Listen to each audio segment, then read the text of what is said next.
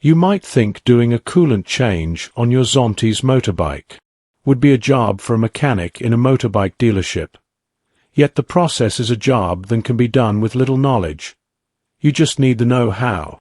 This is where Zontes steps in for its owners. This video will guide you through the coolant change, step by step, giving you satisfaction and saving money in the process. So study the video. Take your time, and take satisfaction in your work. Please go to my channel where you will find many videos on different Zontes bikes as well as your own model. Regards, Mad Mick.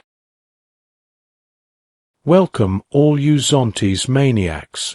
If you're new to the channel, this is the only place on YouTube where you will find all you need to know regarding looking after your Zontes ride.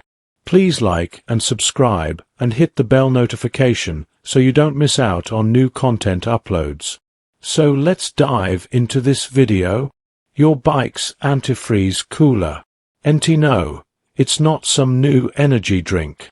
This is the swamp juice currently circulating through your Zontes 703F.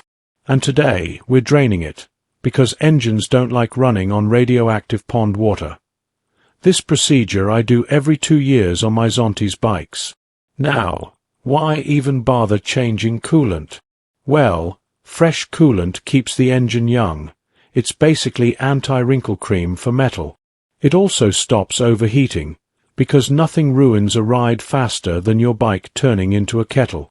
Old coolant eventually turns into sludge, and if it looks like a Starbucks latte, congratulations, you're brewing a rustchino.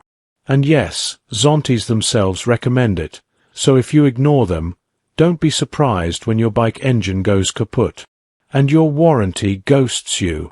The process is simple. First, drain the old stuff, straight out of the bike and into the Do Not Drink collection.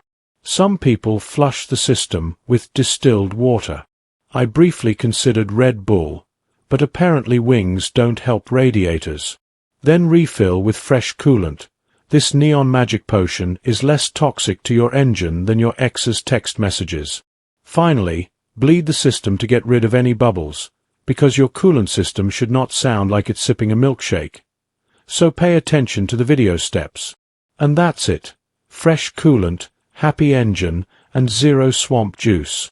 If only fixing my coffee machine was this easy. Hit like before my bike overheats again, and subscribe for more questionable garage science. Until next time, keep your bikes cool and your jokes cooler. I'm coming for the throne.